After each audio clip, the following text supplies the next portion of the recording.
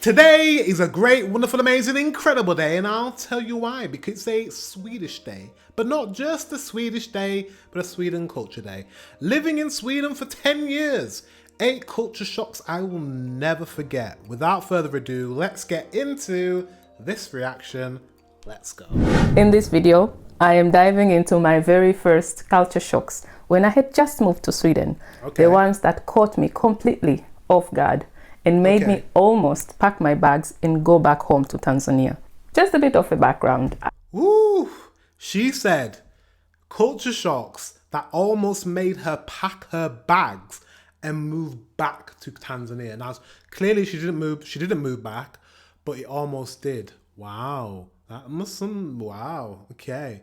Do you know what I love about these videos now? Now that I've been to Sweden, I can look at them with a different perspective. In fact, I'm actually thinking of doing these videos like what she's done. Like this, not living in Sweden for 10 years, because obviously I've not lived in Sweden, but like culture shocks that because I did experience some culture shocks when I went to Sweden. I did experience certain things. So I'm probably going to do some videos similar to this about my experience when I went to Sweden, because I want to, because I think it's my perspective. So I might do that. But yeah, I'm interested to see what made her nearly pack her bags. Let's see. I officially moved to Sweden in April 2015. So if you do the math, it's been exactly 10 years now. Wow. I remember that day so clearly, April 1st of 2015. Part of me was thrilled because I was finally joining my husband after living apart for a whole year. So yes, I moved to Sweden for love. But another part of me was, of course, terrified. It was the first time in my life ever where I was stepping into the unknown, and I honestly had no idea what I was getting myself into. Now, I am usually the kind of person who tries to stay positive. So I thought, okay, Robbie, all you need is a couple of warm jackets, maybe a trench coat to look uber cool, of course, learn a bit of Swedish, or baking some kanelbullar, you know, the famous Swedish cinnamon rolls. Learn them from scratch and you'll be good to go. How wrong was I? What followed was a full-blown emotional roller coaster. Oh, God. The first few years in moving to Sweden were quite challenging. I almost wanted to give up, as I said earlier, and go back to Tanzania. The cultural shock was real.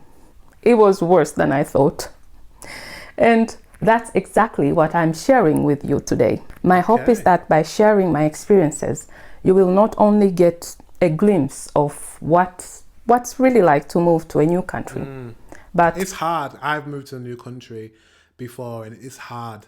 It's hard. The first time I arrived in Thailand, I knew I had to be there for 2 years because my partner, he got a job as a teacher in Thailand.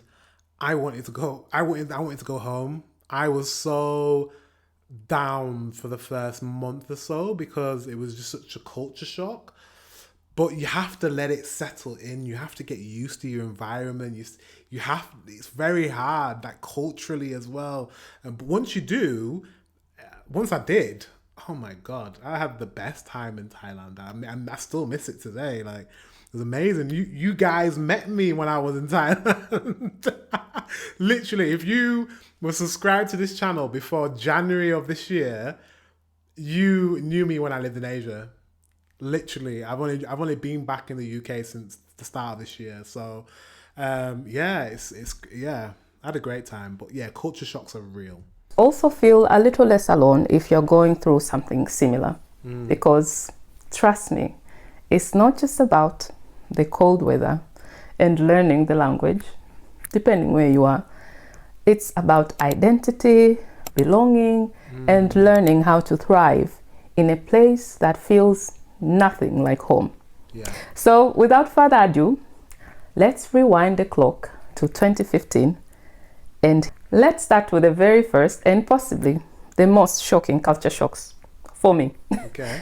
Let's call it the silent treatment. Ooh. Back in Tanzania, where I come from, it's considered very rude not to say hi, for example, when you pass a group of people sitting outside, or to your neighbor. But here in Sweden, Sometimes your neighbor will respond when you say hi. Sometimes they will pretend that they have not seen you or even hear you. It's called personal space.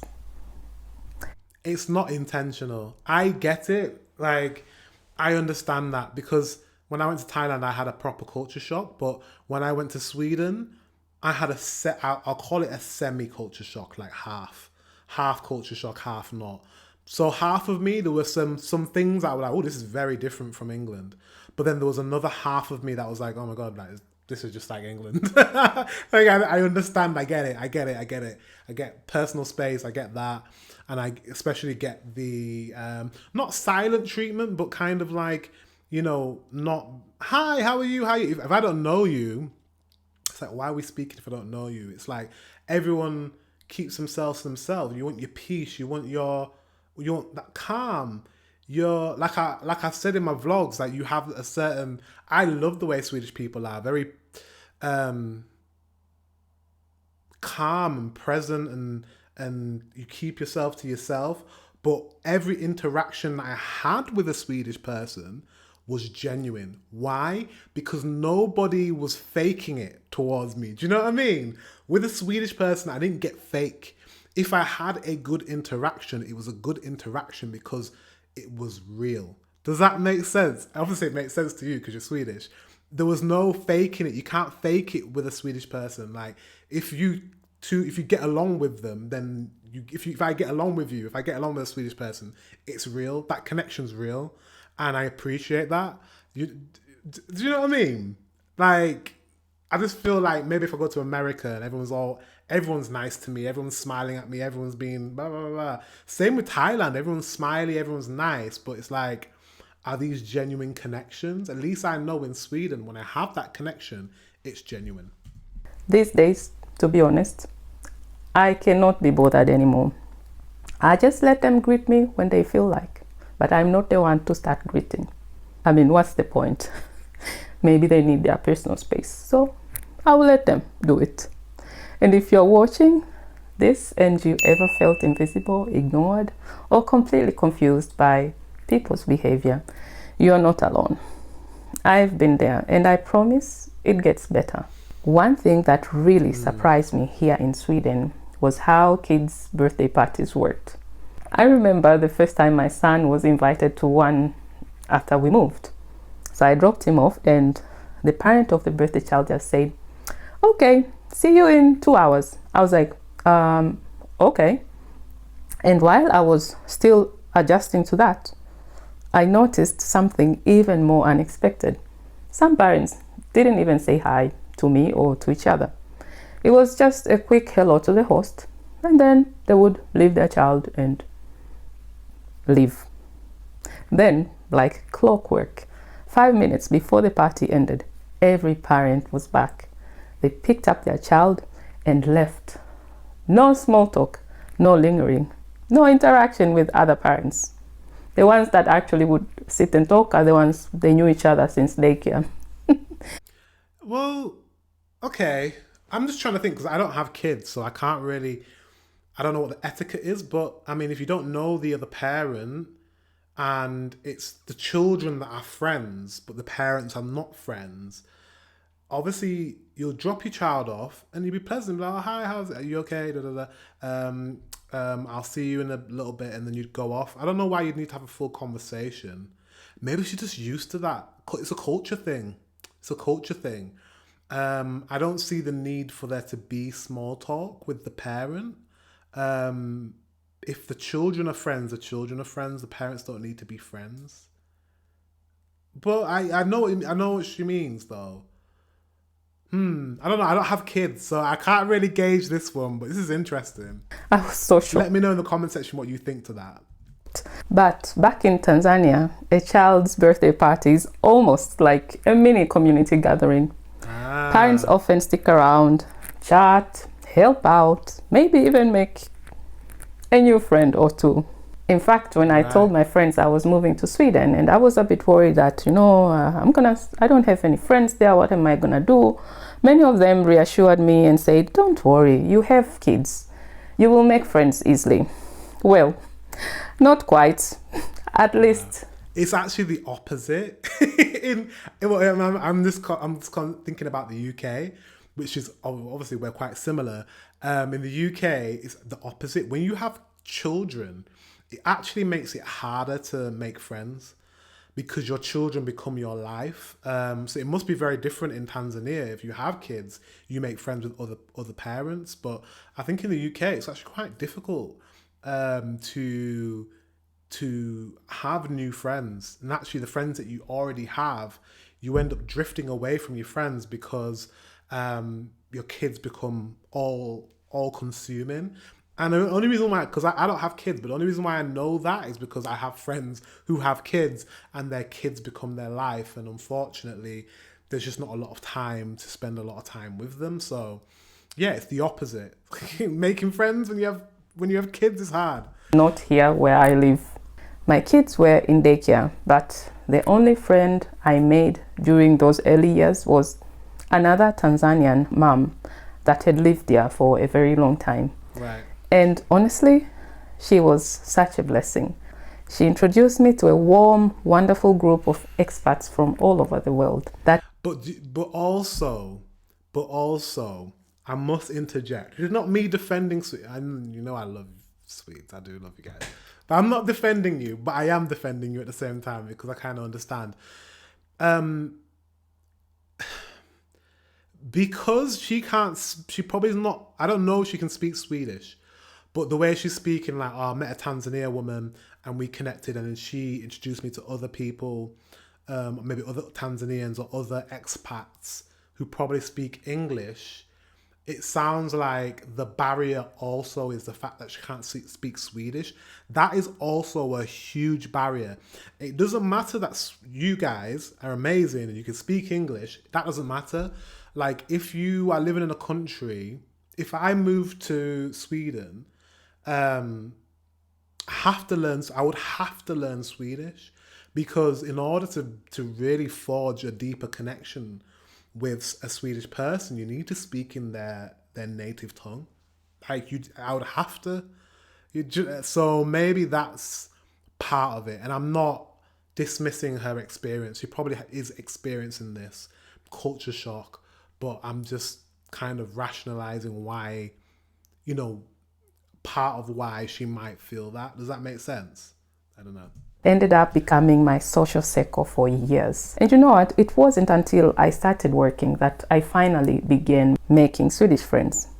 But it took time and a lot of patience. Which takes us to the next cultural shock. My first job here was a culture shock all on its own. It started with lunch at 11 a.m. Yep, you heard that right. Actually, that is a culture shock for me. 11 a.m. Why do you have lunch at 11 a.m.? That is early. Lunch in the UK doesn't start before 12. Most of the time it's like 12:30, 1 o'clock to like 1:30. That's when lunch is. 11. That's still the morning. That's just after breakfast. 11:30 in the morning. Oh, 11:30. And get this, my friend, also from Tanzania and now a long-time Swede, she's lived here more than 25 years, told me that at her workplace, lunch starts at 11 o'clock sharp. I mean, what? Wow. At 11. I am still digesting breakfast. Back home in Tanzania, lunch usually happens around 1 p.m. So naturally, when I started my first job here, I stuck to what I knew. I would wait until 1 p.m. to eat. How wrong was that move? Because then I realized I was eating all by myself. By 1 p.m., everyone was already back at their desks or deep into different team meetings. It didn't take super long to realize that if I wanted to connect with my colleagues and not to feel like the odd one out, I had to adjust. Interesting. I don't eat breakfast anyways. I'm not a breakfast person. So actually, when I think about it, actually it'd be absolutely fine for me because a lot of the times I don't end up eating until early afternoon. Or 1 o'clock sometimes. So 11 o'clock would be fine, actually, if, yeah, thinking about it. So, but that would be a culture shock because in the UK, we don't have lunch before 12. Made a compromise. I stopped eating breakfast. That way, I would actually be hungry by 11:30. Yeah. Then came fika. This was a whole new concept for me. At first, I didn't get it. I would skip it thinking, let me finish this task quickly. But what I didn't realize back then was that fika isn't just about coffee. It's where real connections are made. Absolutely. It's how you bond, build trust, and become part of the team. I missed that opportunity at my first job. And looking back, I wish someone had told me how important it was. But hey, we live and learn. That's part. But that's why, like, you need to. She was probably quite naive going into Sweden, and like she said, she went there for love. I'm a bit anal like that. I like. Well, you can see, you guys know because I constantly learn about stuff, and this is throughout my life. I just like delve deep into everything, and I like to learn and consume until I understand things. YouTube especially, I do that in my free time. My current obsession is cars because I'm learning how to drive at the moment, so I'm like obsessed with learning about cars and electric cars and EVs and petrol and diesel. And anyways, that's my new obsession on YouTube. That's what I watch videos on, apart from learning about Sweden. But what you need to do before you move to a country is obsess about it and learn. I'll be too anxious to move to a country without learning about everything. So fika, I'm surprised you didn't know about that. However, when I went to Thailand, there were things that I didn't know about before I moved. But fika is one of those things that it's quite common knowledge. Do you know what I mean? But hey, I can understand why she found that a culture shock because it is a little bit different. It is. Of the journey, right? Actually, I had so many work-related culture shocks that I ended up making a full video about it, and it turned out to be my most popular video ever.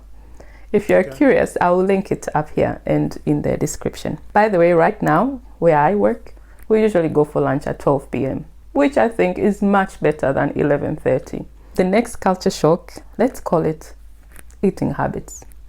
So forget lunch at 11:30 a.m. Most families in Sweden eat dinner at 4 p.m. Yes, you heard me right. 4. In there. That's the same in the UK. It kind of is the same in the UK. There are a lot of families that eat dinner at 4.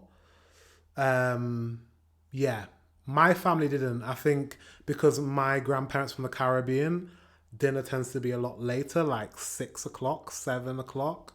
Well, more 6, 7 o'clock. So yeah, that. But because I'm from the UK and I'm used to, my partner is English and I'm used to the British way of doing things, 4 o'clock doesn't seem early to me. Afternoon, but imagine if you ate lunch at 11:30, of course. I'm sorry, but this one culture shock I simply couldn't adjust to. Where I come from, in Tanzania, dinner is usually served at 8 p.m. If you are an early eater, then maybe 8's late. 8 is late. Nah, 8 is late. 8's too late. Ooh, that rhymes. 8's too late. 8 o'clock. 8 o'clock. Like, when you go to bed, your food's not digested, mate. That's too late. Nah. I think 6 o'clock, 7 o'clock is a little bit too late. 6-ish, I think is perfect. 4 is early, but I don't, 4's fine. 5 o'clock is really good, actually, for dinner. 5:30, 6 o'clock is the sweet spot for me. But 8 o'clock, wow, you should be winding down. You should be, not getting ready for bed. I don't know, but just like not eating. 7 p.m. But 4, that's basically a late lunch where I'm from. And since this was something I could control in my own home, I stuck to my roots. So at our house, dinner is usually served around 7. Maybe if we are early, it will be 6:30, but not earlier than that. It's kind of funny though, especially during summer. We'll be sitting outside having dinner or maybe grilling. And our Swedish neighbors, they are already done eating, just sitting around snacking and chatting. I remember looking over like, wait, chips right now? Did you just eat? Of course, in the early days. But then again, if you ate at 4 p.m., of course, by 7 p.m. it's probably snack o'clock. What also threw me off was this idea of structured meal times, like breakfast, fika, then lunch, then fika again, then dinner, and then after dinner, snacks before bed. There is a sort of rhythm here, and to be honest, I haven't adjusted fully to this new food culture. So you have breakfast, then fika, then lunch, then fika, then dinner, then snacks. Is that how it works? A lot of snacking there. Is that how it works? Let me know in the comment section below. It's interesting. And I don't think I will. Next, let's talk about another area where Swedish culture really surprises me. Parenting and family structure, especially the way children are raised and treated. Where I come from, children are expected to show respect, not just to their parents, but to any adult. Okay. You don't dare talk back to your parent.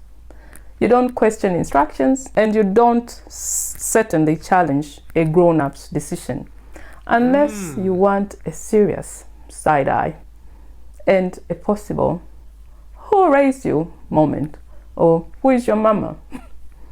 Respect for elders is non-negotiable. Okay. It's how we show love, honor, and humility. So imagine my surprise when I saw a child here in Sweden saying, "No, I don't want to do that," to their parents. "Jag bestämmer." Or something like, "Why should I listen to you?" And the parent would calmly respond with, "Okay, let's talk about it." I was shook. Even in schools, kids call their I don't want to do it. Okay, let's talk about it. Interesting. It's an interesting way of parenting. Is that how it is? So if your child, because I know a lot of you have kids, challenges you, and do you turn around and say, "Okay, let's talk about it"? That might not be a bad thing, because it's understanding why the child is why do you feel that way? And I think more parents should do that, actually, instead of dismissing their children like straight away. Because then if you understand why your child's feeling that way, then you can respond with, "Well, I hear what you're saying, I acknowledge it, but this is the reason why, as your parent, I think it should be done this way, or I think you shouldn't do that." And that can help a child understand without being shut down. That can help a child feel like they're being listened to. That might be a better way of parenting. I'm not gonna lie. I feel like I'm taking you guys Swedish people's side all the time. I'm not, but I'm just trying to see it from the other side. Like, it's culturally different. But I also got respect for your elders sort of thing. Don't question them, like shut down as a child. And I remember that same kind of cultural thing with my parents. I think Jamaican cultures might be similar to where's she from, Kenya or whatever. It's similar, like, respect for your elders. It doesn't matter. You listen to them. You don't question. You don't. It's final. The final. Even if your parents, because parents can be wrong. Even when your parents are wrong, they're right. And I think that's not the right way to go about it. But I understand that culturally, that's the thing. But the way Swedes do it might be the right way. I don't know. In some circumstances. Let me know in the comment section if that's how you guys deal with things. Let me know. Teachers by their first names. We used to call teachers madam or sir. And they're encouraged to express their feelings openly. Back home, your teacher's word is final. You wouldn't dream of disagreeing with them, especially not publicly. At first, I honestly thought it was a bit wild. But with time, I started to understand the thinking behind it. Swedish society values independence, mutual respect, even between adults and children, and believes that children will are heard, grow up confident and emotionally intelligent.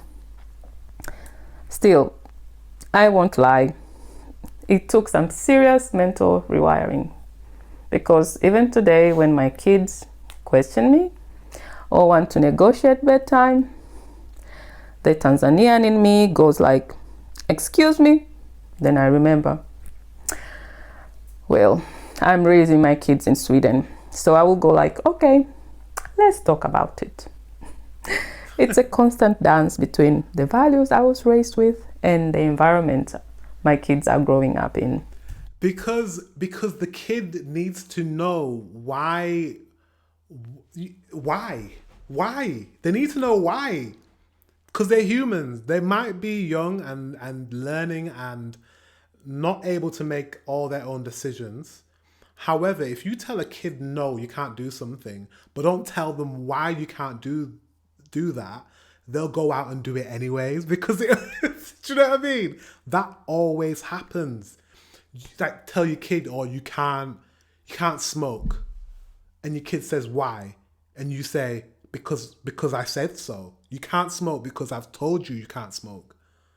Then the kid's gonna be like, well, my mum's told me or my dad's told me I can't smoke, but they haven't told me why, so I'm just gonna smoke because I want to.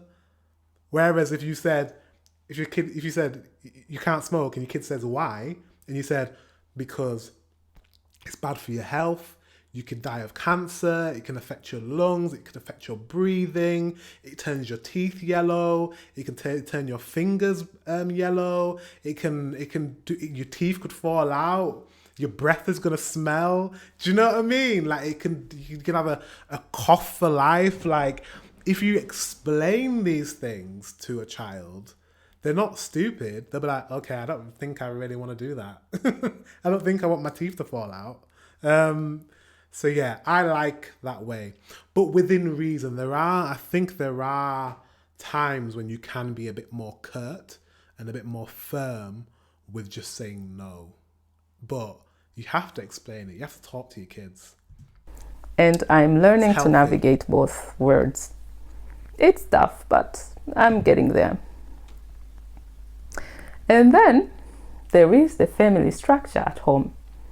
In Sweden, household rules are usually shared equally. You will see dads pushing strollers, cook meals, take paternity leave. It's quite normal. Okay. In fact, when I first saw men in Sweden taking months of work to stay home with their babies, I was genuinely amazed. Back home, that's almost unheard of. Parental leave is usually for mothers, and the rest of the village chips in. I must admit, I still get pleasantly surprised when I see a man pushing a pram all by themselves. I love that. I just love that. Like, why would you not like that? Why not? Like, if you're both going to have a child, share the responsibility, share the burden. It's not fair for the mother to carry the entire burden. Do you know what I mean? So basically, here in Sweden, the idea is that no one is helping anyone. It's not something like my husband helps me with the kids. It's we raise the kids together, period. Absolutely. I like it. And everything is supposed to be 50-50. Cooking, cleaning, childcare, house admin. It's a shared responsibility. And society fully expects both parents to carry the load equally. I totally get the logic behind, but I have to admit, this 50-50 thing is still catching up with me. It's not my thing, really. In my home, we still can kind of stick to traditional gender roles. I do most of the cooking, laundry, and the organizing stuff because it's the stuff that I love doing, and my husband doesn't like to do that. And then my husband will cut the grass, change light bulbs, own the barbecue during summer, and fix whatever is broken. You know, the masculine stuff. The masculine stuff. Let's not go into that. Just the gender roles, man. Anyways, let's continue. What, a woman can't do that? A woman definitely can do that. Anyways, doesn't matter. Let's continue. Sometimes he cooks special meals. Like he has his own recipes like lasagna, burger, and yes, he does clean, but me cutting grass, absolutely not. Why? Why can't you cut grass? What? You plug it in, lawnmower, you push it, anyone can cut grass. Can't get myself to do that. So yeah, while I really admire the Swedish approach to equality, and I have definitely picked up a few habits, I also know that I'm still holding on to bits of the culture I was raised in. And honestly, that's okay too. Because finding your way in a new country isn't about becoming someone else. It's about figuring out how to blend the best parts of both worlds and making it work for you. So, to a certain extent, yeah, to a certain extent. But this is when the issue arises, isn't it? When there are people that come from other countries and they hold on a bit too much to their culture from where they're from and not realize that they're in a new country and they have to assimilate to a certain extent. It doesn't mean erasing your culture, but also being open to learning about the culture where you live in. Does that make sense? There's a happy medium. There has to be. You've moved to another country and that country has a way of doing things, so you kind of have to assimilate because you've chosen to live somewhere else. However, other cultures should be allowed to express themselves, food, traditions, etc. But there are cultural norms, societal, between people.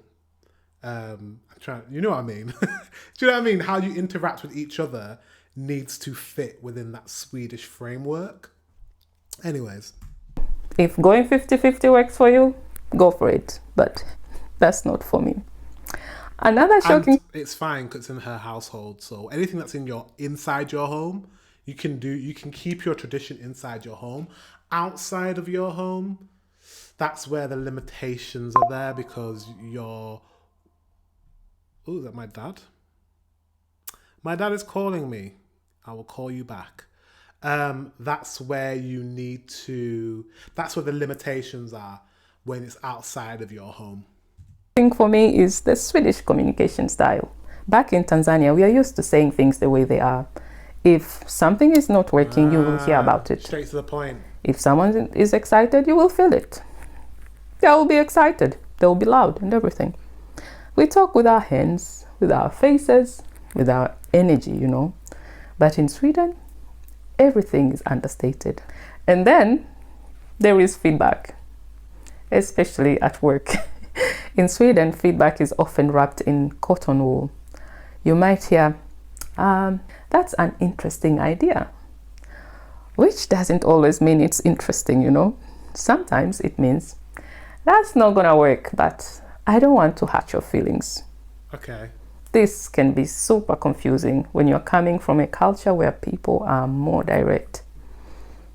I remember in my early jobs here, I would ask for feedback and I would get answers like, well, it's good.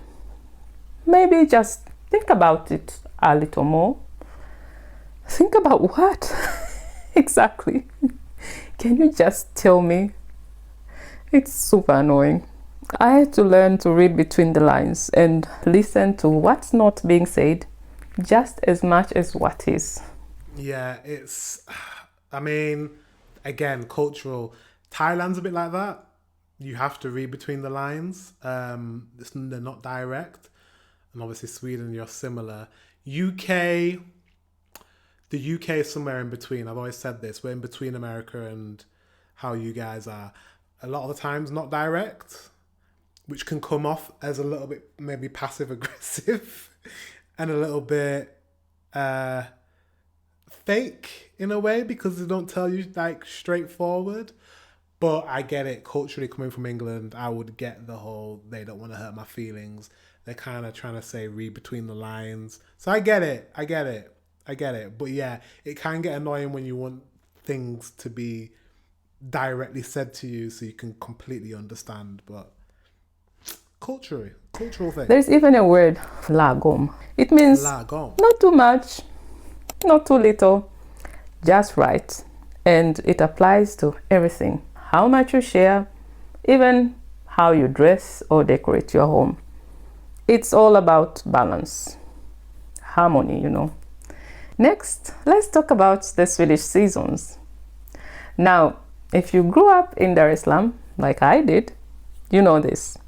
The sun rises at 6 a.m. The sun sets at 6 p.m. every single day. That's the rhythm I was used to. Same in Thailand. It's like every single day, the sun rises at those time at 6, goes down at 6. It's like really like every day, and it's warm every day, which was weird for me coming from England, because like how you guys have in Sweden, we have daylight savings. The days get shorter in winter, the days get longer in summer. I'm used to that. So when I arrived in Sweden in April, I was like, okay, this is all right. Spring vibes, you know, normal sunset times. But then summer hit and I was not ready. At 9 p.m., it would still be bright outside, like lunchtime bright. At 4 a.m., the sun would be already up.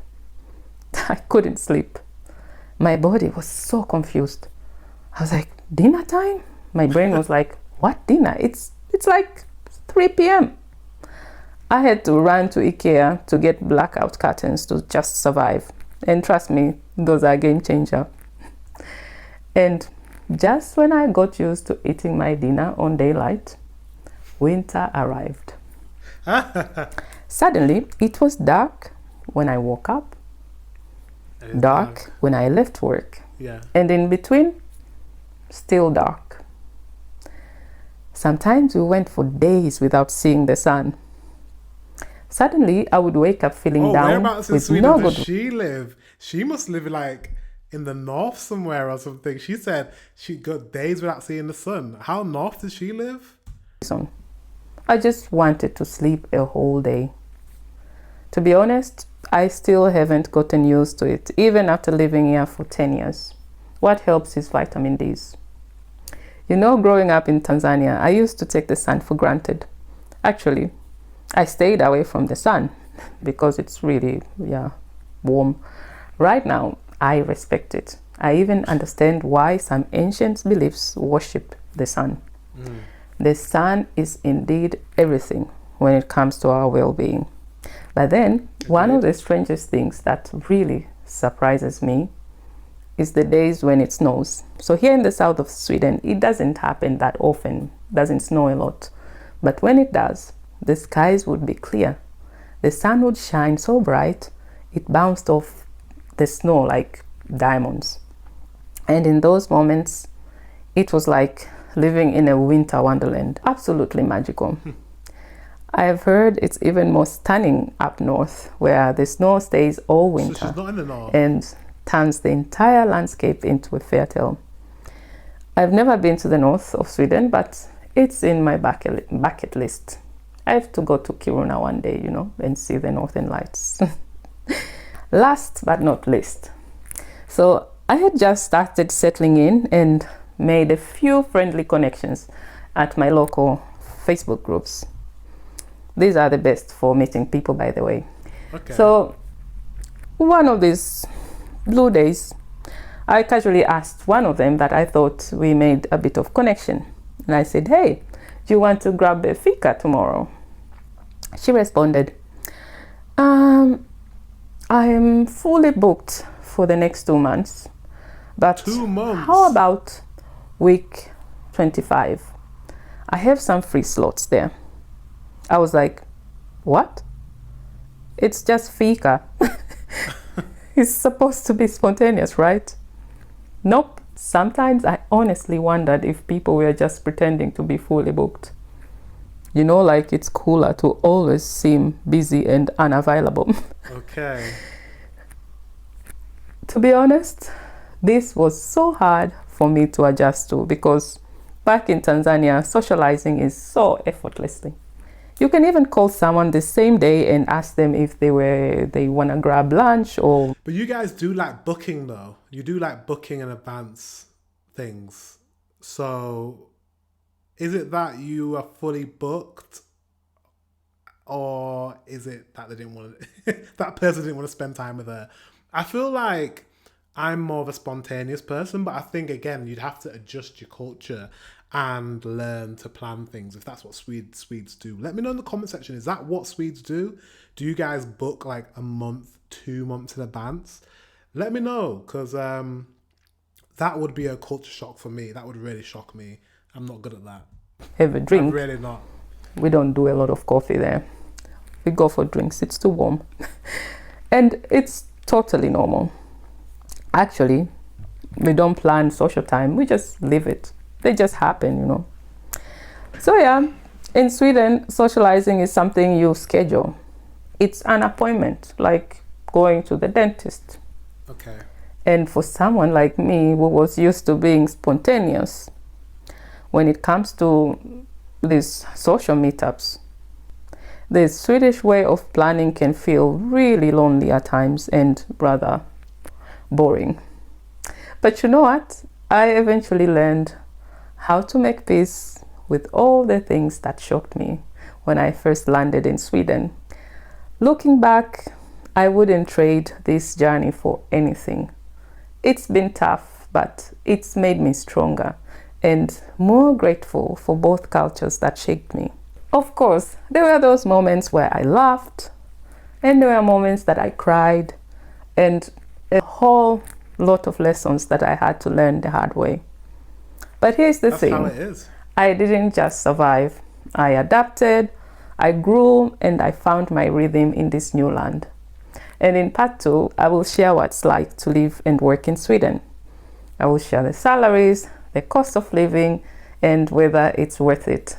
This has been one of the most asked video in the comments from the viewers. Okay. So make sure you subscribe if you haven't. That was good. That was good. I like this video because I've not seen a perspective from someone from Africa, and someone that's really felt the culture shock. And you know what I like about her video? She's been brutally honest. I can tell she's been completely honest on her experience and how she struggled when she came to Sweden and the things that she's still kind of not used to. So I really appreciate that she's been honest about it. So, and yeah, I mean, it's difficult, man. When you move to a new country, it's difficult. And you'll see on I think my next vlog, I think I've got 2 more vlogs left. I know they're taking me a long time to do, but you're going to get them. I've got 2 more vlogs left. And I think my next one, I go to Stockholm. And I think I started to get tired because obviously it was after a week of being in Sweden. And yeah, you get to hear a few of my maybe culture shocks. I don't know if I got them on camera. Hopefully I got them, but there was a few monologues where I was just like, this is what I'm finding kind of hard, or not hard, but like different. And I get a bit more honest. And I after a week there, I think that's when you start to feel the culture shocks more, I think. Because at first it's all like, oh my God, this is new, this is amazing. And then like you start to get the little niggles that kind of, I don't know if I like that. But, it could have just been Stockholm. I did like Stockholm, by the way. I'm not saying I didn't like Stockholm. It's just that I found more of the culture shocks in Stockholm than I did anywhere else. But that's spoiling it. You'll see. You'll see my next episode. My next vlog. Guys, thank you very much for watching. Until the next one, I will see you very soon.